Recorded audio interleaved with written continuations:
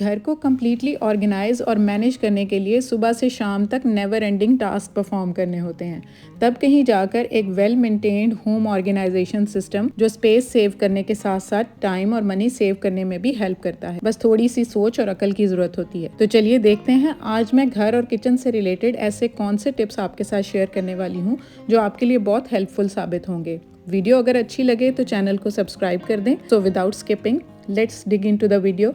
Assalamu alaikum everyone. Welcome to Womania ATF with a new video and I hope you all are very good. I am also fine alhamdulillah. Furniture organized पड़ा हो तो ठीक, otherwise chairs को आगे पीछे करने से कभी कभी बहुत ही इरिटेटिंग साउंड प्रोड्यूस होती है और फर्श पर स्क्रैचेस अलग से पड़ जाते हैं। इसी की तकलीफ को दूर करने के लिए टिप नंबर 1 आपसे शेयर कर रही हूँ। आपने क्या करना है, आपने ले लेने हैं बलून्स जिनके साथ बच्चे जो हैं वो खेलते हैं। वो किसी भी स्टेशनरी की शॉप से मिल जाते हैं, वैसे तो नॉर्मली घर में मौजूद होते हैं।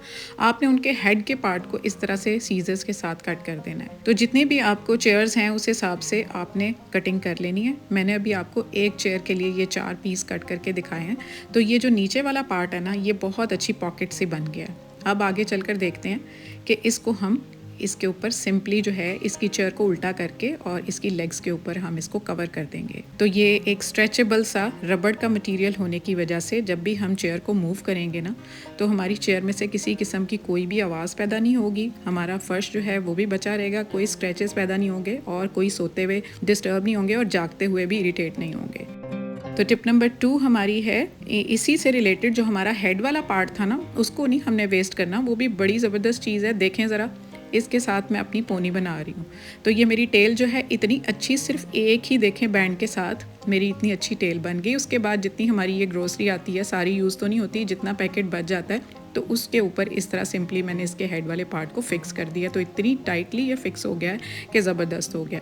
उसके बाद हमारे ये ब्यूटी से रिलेटेड ब्रशेज़ होते हैं, ये इतने सारे होते हैं ना ऑप्शंस, तो इनको एक साथ सेग्रीगेट करके रखने में बहुत हेल्प आउट होता है।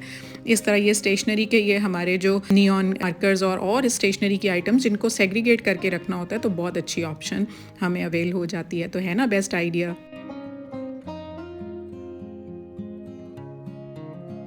नेक्स्ट टिप नंबर हमारी 3 है। उसके लिए ये ऑलरेडी मैं ऑर्गेनाइज़र आपके साथ 2 वीडियोस पहले शेयर कर चुकी हूँ, लिंक मैं डिस्क्रिप्शन में डाल दूँगी। ऑर्गेनाइज़र बनाया था, मेरी एक बेडशीट थी जो जल गई थी और उसके दोनों पिलो कवर्स जो हैं वो पड़े हुए थे। एक को मैंने इस तरह से ऑर्गेनाइज़ कर लिया था, दूसरा आज आपके साथ मैं एक और ऑर्गेनाइज़र बनाने वाली हूँ। तो ये दूसरा पिलो है जिसके अंदर से इस तरह से ये कपड़ा इसके अंदर दिया होता है ताकि ये फिक्स हो जाए, हमारा पिलो कवर सेट हो जाए। तो उसके लिए मैं एक हैंगर ले लूँगी और उसके अंदर फिक्स कर दूँगी। अब ये जो सेंट्रल पार्ट है ना, यहाँ पर इसकी ये हुक हैंगर की जानी है। तो यहाँ पर सेंटर में ना हम निशान लगा लेंगे ताकि हमें पता लगे कि ये हैंगर का जो हुक वाला एरिया है ना, उसने यहाँ पर फिक्स होना होता है। तो ये 2 निशान मैंने लगा लिए। अब इन निशानों का मकसद क्या है कि ये हुक अरेंज हो जाए। अब इसको निशान लगाने के बाद मैं कटर के साथ सिंपली यहाँ से जो सिलाई ऑलरेडी हुई हुई है ना, उसको मैं कट कर लूँगी, क्योंकि यहाँ पर हमें होल की ज़रूरत है जहाँ से हमारे हैंगर की नेक ने गुजरना है। तो अब ये होल मैंने कर लिया और मैंने यहाँ से ये हैंगर की ये जो हुक वाली साइड है इसको गुजार लिया। अब ये इसको मैं सुई के साथ इसको फिक्स कर दूँगी ताकि ये जो सिलाई है फर्दर खुले ना। एक साइड से हो गया, दूसरी साइड से हो गया और सेंटर से भी हो गया। अब तो पक्का हो गया, अब ये बिल्कुल हिलने वाला नहीं। अब चलें देखते हैं इसको मैं फर्दर इसकी जो सेफ्टी पिन्स है ना, सेंटर में जो अगला पार्ट है ना कपड़े का, उसके तीनों हिस्सों पर, दोनों साइडों पर सेंटर में सेफ्टी पिन मैंने लगा दिया। तो ये और मज़ीद फिक्स और स्टर्डी हो गया। अब चलें देखते हैं कितनी स्पेस इसमें बन गई है और इसको मैं कहाँ यूज़ करने वाली हूँ।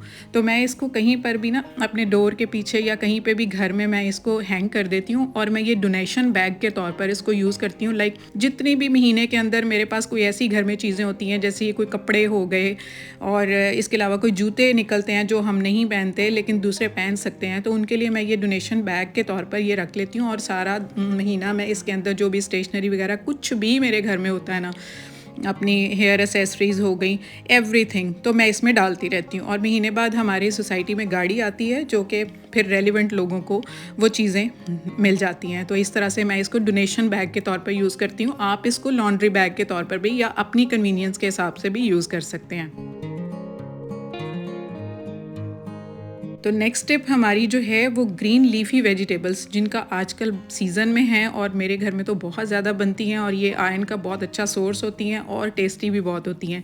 लेकिन इनका ये एक मसला होता है कि इनके अंदर बहुत ही मिट्टी होती है और इसको धोते वक्त हमें बहुत ज़्यादा प्रिकॉशंस लेनी होती हैं। अब ये पालक है, मेथी है, धनिया है या पुदीना है, ये जितने लीफी वेजिटेबल्स होते हैं इनको संभालना भी मुश्किल, इनको पकाने में जितनी टेस्टी है लेकिन इनको धोना उससे भी ज़्यादा मुश्किल होता है। तो आपने क्या करना है, इस तरह ये पालक जब आप बारीक काट लेते हैं तो डायरेक्ट आपने इसको छलनी में डाल के नहीं आपने इसको वॉश करना। इस तरह इसमें मिट्टी रह जाएगी। आपने क्या करना है, 2 बड़े बाउल लेने हैं और उनके अंदर पानी डाल लेना है। अब ये पालक जो है अब आप अपनी एक बाउल में डालकर, जिसमें खुला पानी आपने डाला होगा ना, सारी उसके अंदर डाल लेनी है।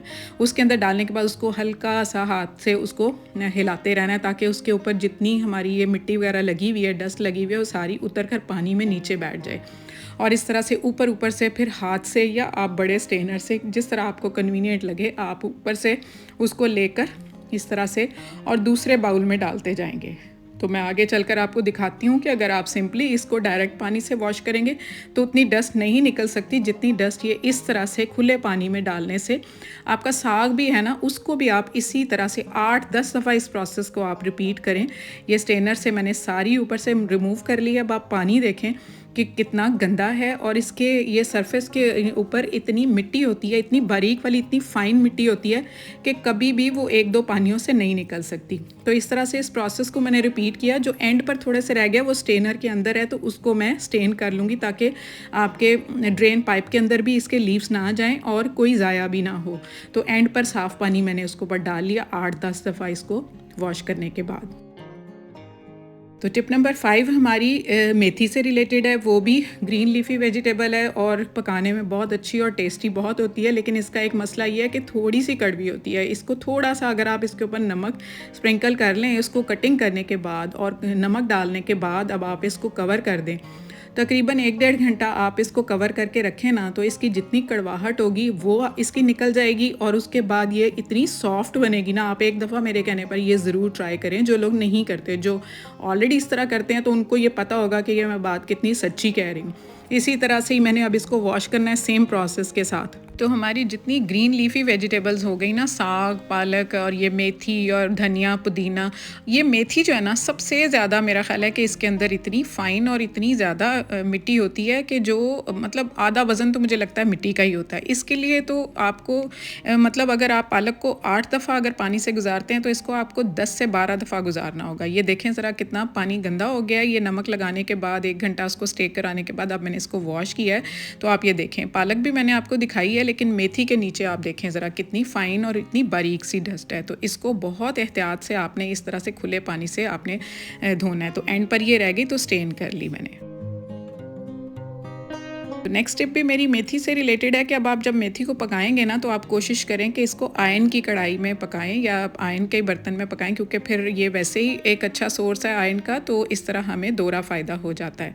तो आप इस तरह से इसको मेथी को पकाएं, बहुत टेस्टी होगी। तो ये था मेरा आज का कंटेंट। आई होप आपको पसंद आया होगा। तो मुझे बताएं कि कौन से लोग मेरे ये टिप्स ऑलरेडी शेयर करते हैं, फॉलो करते हैं और कौन आगे करने वाले हैं। तो नए लोग जल्दी से चैनल सब्सक्राइब कर लें, बेल आइकन दबा दें, लाइक शेयर ज़रूर किया करें। Stay fit, stay healthy and अल्लाह हाफिज़।